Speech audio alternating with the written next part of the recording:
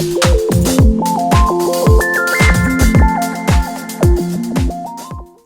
po, Steffi here. Welcome back to my channel. So, ang ating tarot reading for today, for tonight, ay para naman po sa tambalang Kimpaw.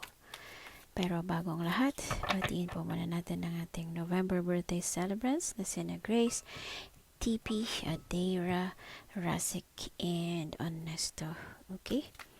So, yan. Nilagay ko ng cards ni Kim Chu sa kaliwa. And dito naman sa kanan ay para kay Paolo Avellino. Okay, so umpisa na natin ang cards ng tambalang Kimpaw. First cards, Knight of Pentacles and Two of Pentacles. Si Kim, ayan, parang weighing options.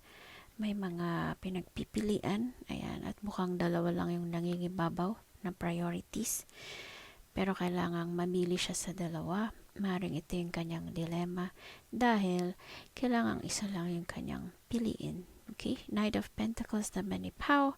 Ito naman ang kanyang hard work, ang kanyang patience sa kung ano man na kanyang craft or kung ano man yung kanyang ginagawa, lalo na sa kanyang trabaho. Okay? Next cards. The Hangman and Five of Wands. Five of Wands ni Kim, ayan ang rivalry or merong competition siguro. Maaring sports lang iyan na kung naglalaro man siya ng volleyball siguro or basketball, ayan, merong competition. Okay? Otherwise, kung hindi man yan sports siguro, merong challenges, merong karibal, or merong competition. Okay? Meron siyang kakompetensya. Hangman naman ni Pao ang kailangang mag-pause muna or tumigil para ayan, i-weigh ang mga bagay-bagay, mapag-isipan ang mga decisions at maaring kailangang magbago ng pananaw.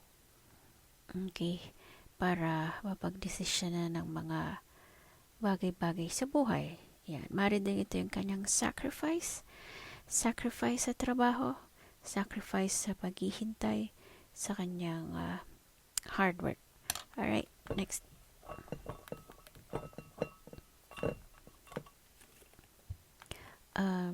Nine of Pentacles and Ace of Swords. Ace of Swords ni Kim, yan ang clarity of mind. Yan, napakalinaw ng kanyang pag-iisip. Maring ginagamit niya ngayon yung kanyang sword, ang kanyang wisdom, ang kanyang dunong para mapagtagumpayan siguro ano man ang competition na yan or ano man ang rivalry na iyan. Okay? Worst case scenario naman, maaring bagong conflict ito or maaring merong surgery siguro.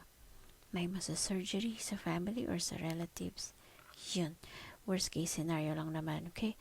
Nine of Pentacles ni Pao.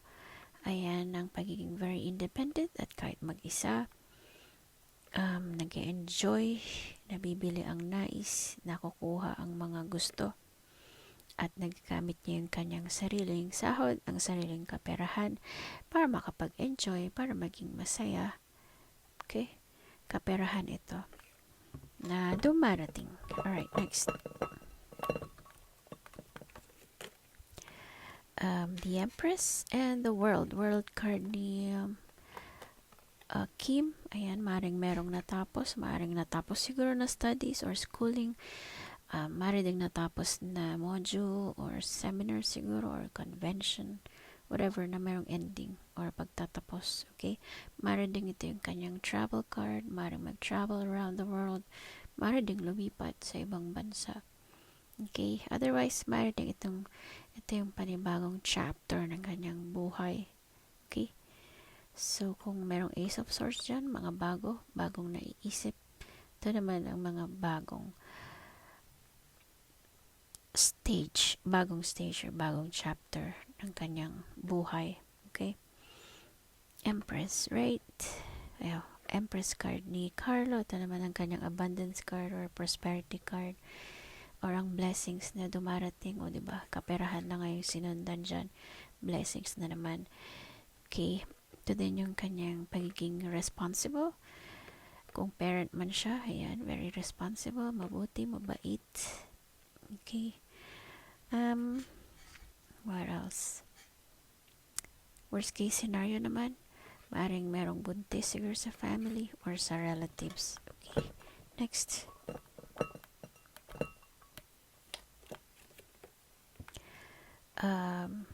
Wheel of Fortune and the Empress card. O, ayan, para silang may Empress card. Yan ang kanilang mga abundance cards. Prosperity. So, pareho sila. Tabla. Parehong mabuti. Parehong mabait. Parehong responsible people. What else? Pareho ding maraming kaperahan. O, ayan. Worst case scenario nga, maaaring merong buntis sa family or sa relatives, okay? Wheel of Fortune naman ni Pao, o, diba? Triple na. 3 times. Ito ang kanyang fortune, ang kanyang luck. Kung nagsusugal siya ngayon, sabi ni Wheel of Fortune, very lucky siya. What else? Maaari din ito yung kanyang turning point or breakthrough sa buhay na kung saan parang yung gulong ng buhay dyan. Dati, nasa ilalim siguro, ngayon naman andyan sa tuktok, sa ibabaw, namamayagpag, very successful, nangunguna, ganun. Okay? So, ang ganda, kaperahan, kaperahan, kaperahan, triple. Next.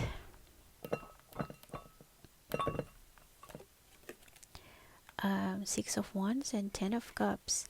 Ten of Cups ni Kim, ayan ang family contentment, very supportive, and pagmamahal ng family, kaya kontento siya, happy siya with the family.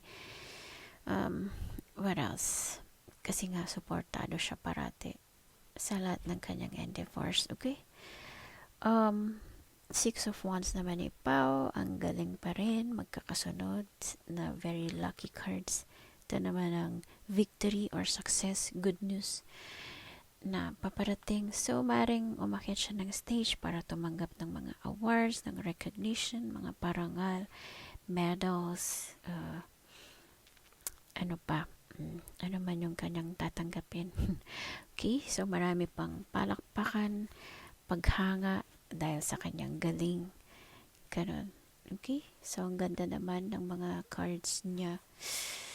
Yan. Good news, success, victory. Okay? Para kay Pao. Amazing. Next. Death card and Queen of Pentacles. Queen of Pentacles ni Kim, yan. Maring yan ang kanyang nanay or kung sino man siguro, naginang na mas matanda, nahihingan niya siguro ng advice. Okay. Pagdating sa kanyang investments or sa kanyang business, very resourceful ito.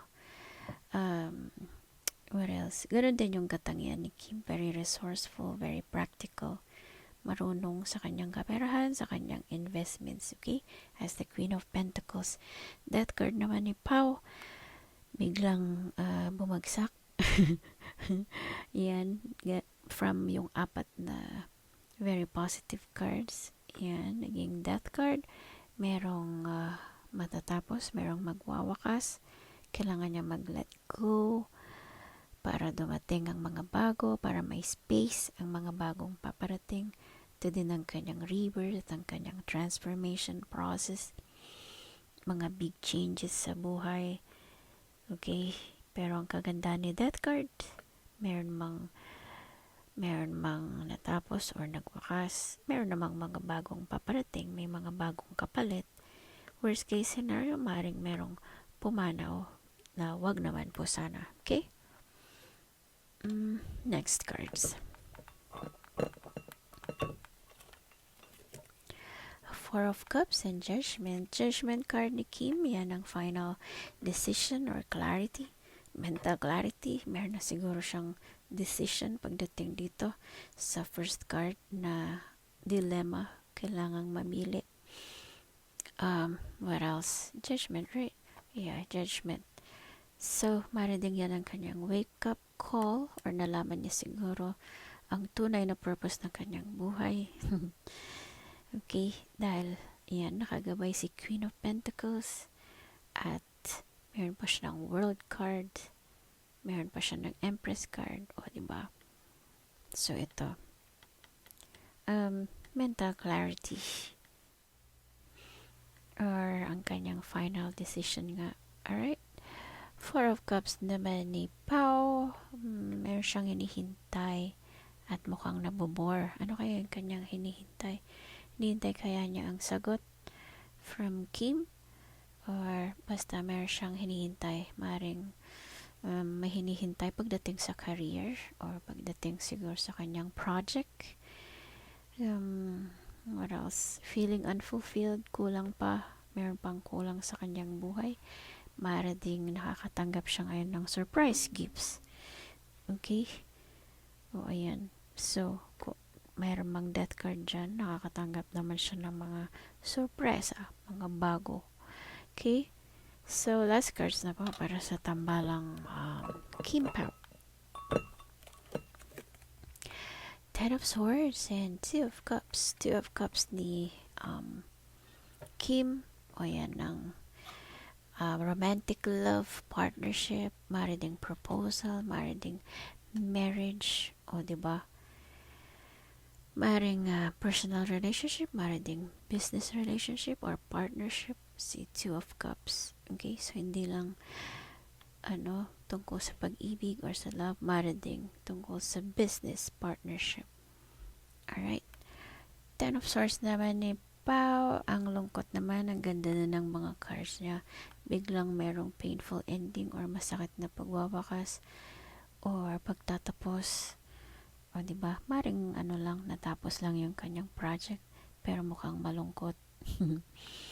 Or maaari din namang meron lang hindi pagkakaintindihan siguro, hindi pagkakaunawaan. Kaya ayan, lugmok, malungkot, diba? Or maaari namang maraming backstabbers, kaya ayan,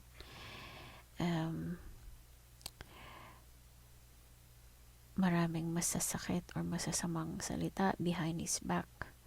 Kaya ayan, nasasaktan din kasi nga tao lamang. Okay?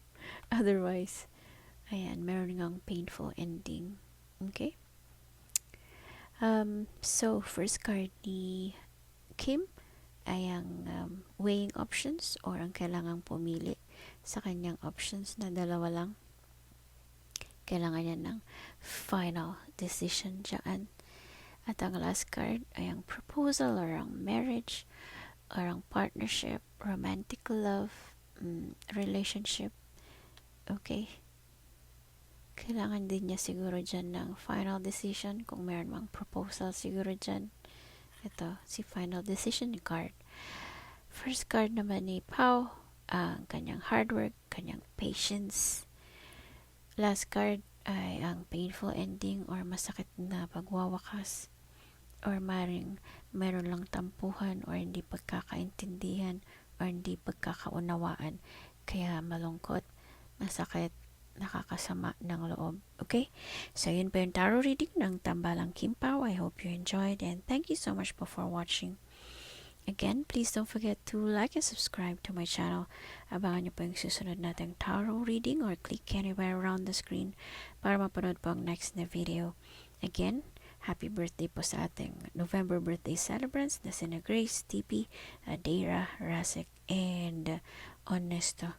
Happy birthday po sa inyong lahat. Shout out to my best ever family. Light and love to all. Bye for now.